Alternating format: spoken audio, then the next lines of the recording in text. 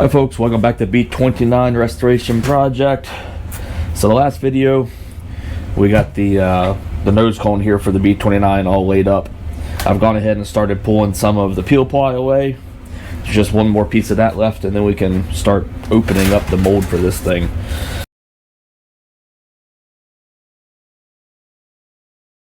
Alright, now the fun part, which is getting this thing taken apart. Hopefully it won't be too terrible. I think the first thing I'm going to do is I'm going to drive the pins out here on the back side.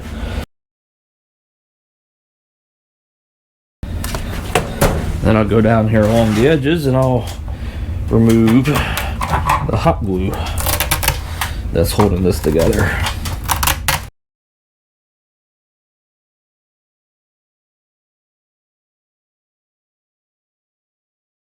Alright, let's see if we can pry this thing apart.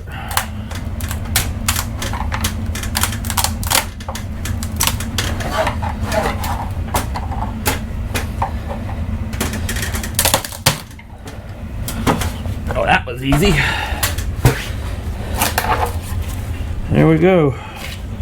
There's the nose. And like I've said in the previous videos, all of this raised area will be everything that gets removed. And you can see that the primer has a purple hue to it, and that is from the PVA.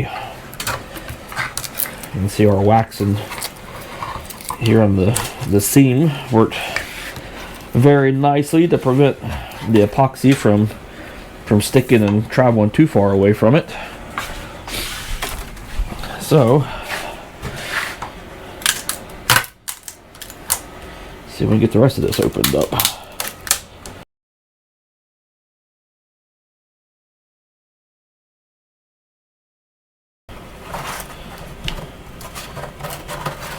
Screwdriver around the perimeter of it.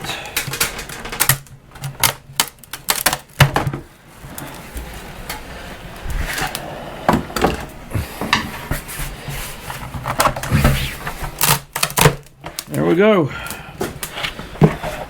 We got us a B29 nose.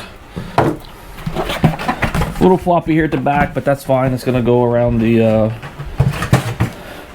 fuselage anyway. Up here in the front, where there's more shape to it, it's quite stiff, especially right up here along this portion of it. So let's go see if it fits.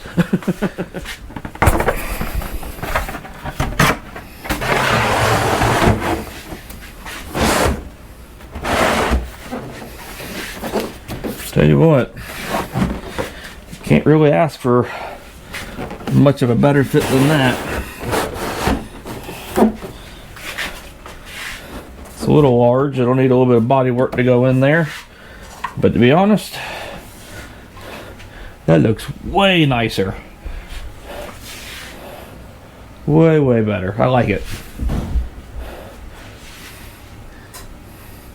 I'd turn the airplane around some more, but just don't have the space. Not with a garage door open, at least. So, but there we have it. We got us a new B29 nose.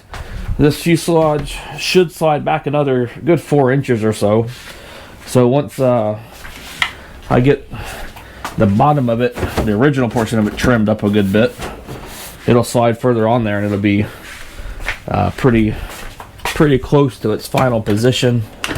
And then the current dilemma that I'm working on is that I know the nose gear is a little too far back from the front of the nose.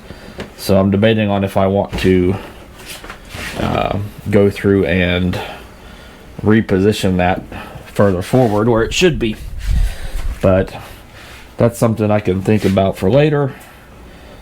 For now, just going to leave it at this, and then once I get to chopping the nose on, I'll pull out the camera and we'll start doing some more work.